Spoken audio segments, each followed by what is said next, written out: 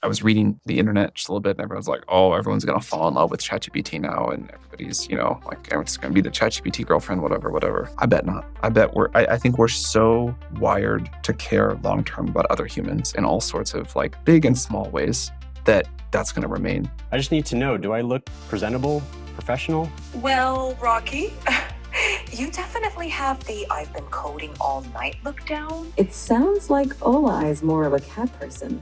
And who How like about the rest dogs? of you? Lillian mentioned she likes dogs.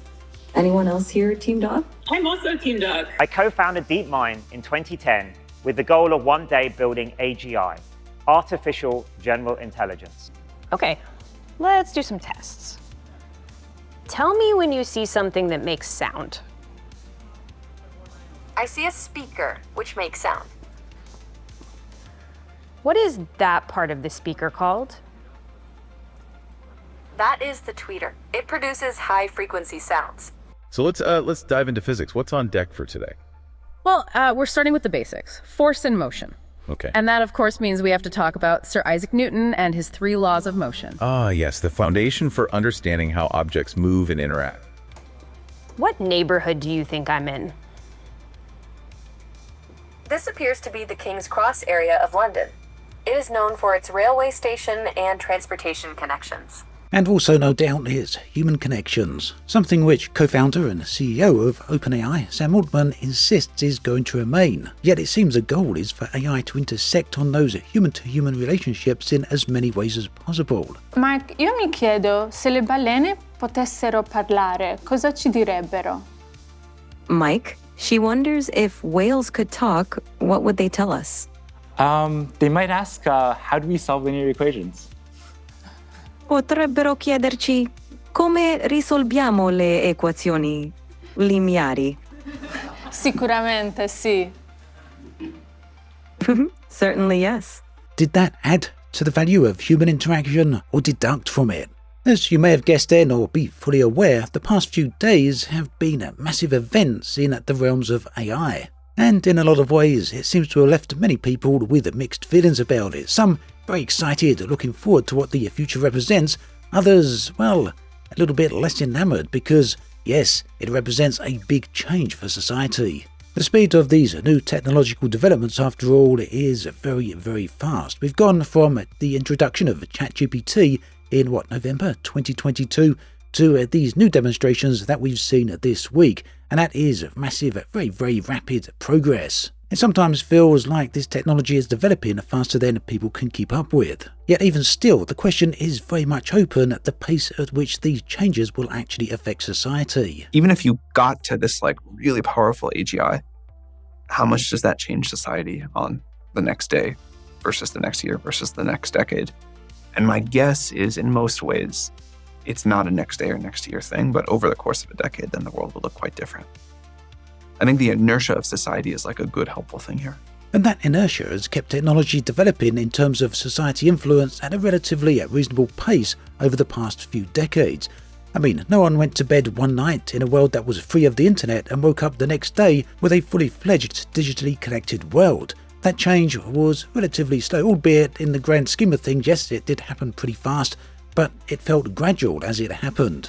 Yet with AI, it all seems very different and it seems somewhat hard to predict. There's no way to know for sure the impact it's going to have next week, next month, or even next year. And understandably, that does leave some people pretty concerned, especially when it comes to generative AI. And after all, this has already had a massive impact on art and other creative pursuits. Yet in other areas of AI, some of the positive benefits are hard to deny. Hello? Hi, I'm calling from Safemore Bank Security Department. Am I speaking to Dave? Yeah, this is Dave. Kind of in the middle of something? We've detected some suspicious activity on your account. It appears someone is trying to make unauthorized charges. Oh yeah, what kind of charges? I can't give you specifics over the phone, but to protect your account, I'm going to help you transfer your money to a secure account we've set up for you. And look at this. My phone gives me a warning that this call might be a scam. So that's pretty great, and yes, the audience laughed. A lot of people feel that falling for those scams are stupid, but a lot of people do unfortunately fall for them.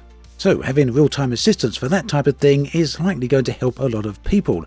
And it opens up other potential avenues for assistance directly on the phone as well, doesn't it, in real time?